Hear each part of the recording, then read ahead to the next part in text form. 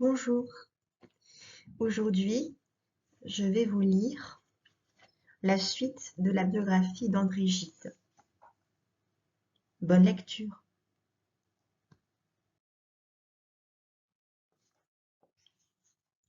Le gidisme. On doit donc éviter aussi de ne retenir de son œuvre que des formules flatteuses et agressives à la fois, qui semblent inviter à une liberté totale.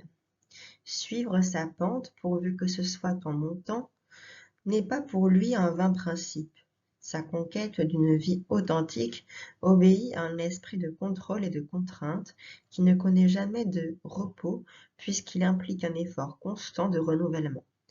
Parti d'un culte du moi, tout barésien, qui n'a pas rencontré de sa Lorraine ni son arrière-plan de nostalgie catholique, moins allègre que Stendhal, dans une chasse au bonheur, compromise par un constant examen critique, Gide a rencontré bien des scrupules qu'il a dû vaincre quand on croit qu'il s'abandonne.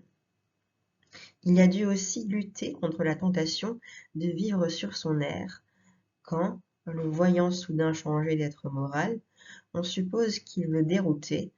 C'est à ce prix que son itinéraire monte dans une perpétuelle invention de soi, consciente d'une complexité fondamentale et de contradictions vécues. La vérité de l'artiste. Cette complexité et l'effort de sincérité qui tend à en rendre compte font la richesse des pages où Gide parle directement de lui-même. Par exemple, dans Si le grain ne meurt et le journal, on y trouve en effet un registre exemplaire de dessous, des replis, des nuances, des sursauts, d'une conscience infiniment sollicitée.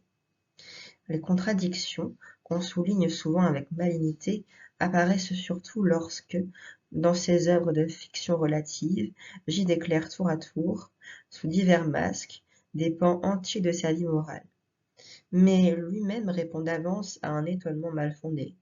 En effet, ressentant tout le premier sa propre complexité et l'imprévu de ses attitudes, il reconnaît, dès 1909, on ne tracera pas aisément la courbe de ma vie morale, et, constatant en 1924 que chacun de ses livres se retourne contre les amateurs du précédent, il proclame « Cela leur apprendra à ne pas m'applaudir que pour le bon motif et à ne prendre chacun de mes livres que pour ce qu'il est, une œuvre d'art. » S'il est vrai que tout écrivain, délivré d'une œuvre, est souvent attiré par une occasion toute différente de s'exprimer, à plus forte raison Gide, toujours divisé, a-t-il pu être tenté de bondir à l'autre extrémité de soi-même, en incarnant dans un héros inattendu un autre aspect de sa personnalité.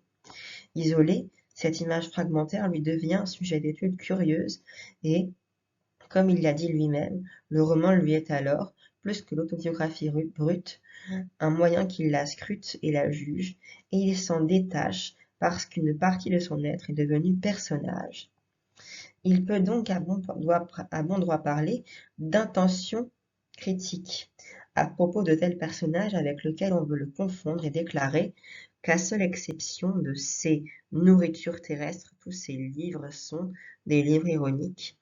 Chacun des êtres qu'il a animés prend ainsi, par rapport à lui-même, la souveraine distance qu'établit la création artistique.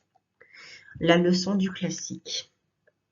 Gide entre naturellement dans la tradition classique par la primauté qu'il accorde à l'inépuisable étude de l'âme humaine faite à travers lui-même. Mais il a aussi formulé sa propre définition du classicisme, qui est toujours victoire sur le romantisme intérieur, et par conséquent pudeur, litote, contrainte dans l'expression littéraire. Il a lui-même très vite condamné le pignochage de ses premières œuvres, marquées par la recherche symboliste, pour se soumettre à une règle de dépouillement et même de banalité. Or, par une dernière contradiction, c'est à ce prix que son style est devenu entièrement original.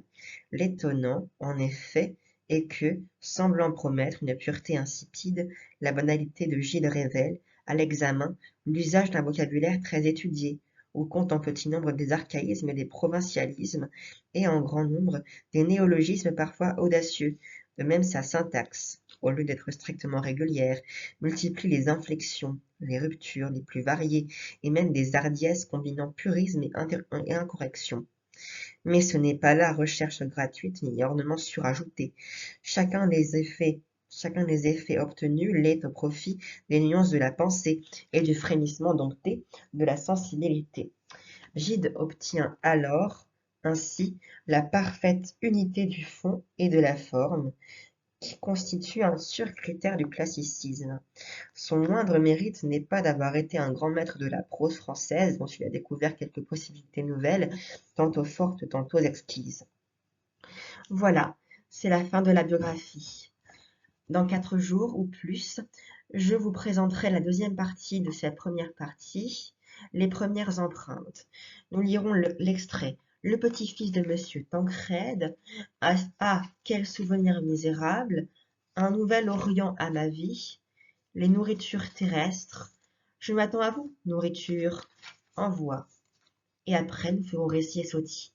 Merci d'avoir regardé cette vidéo. Je vous embrasse. Au revoir.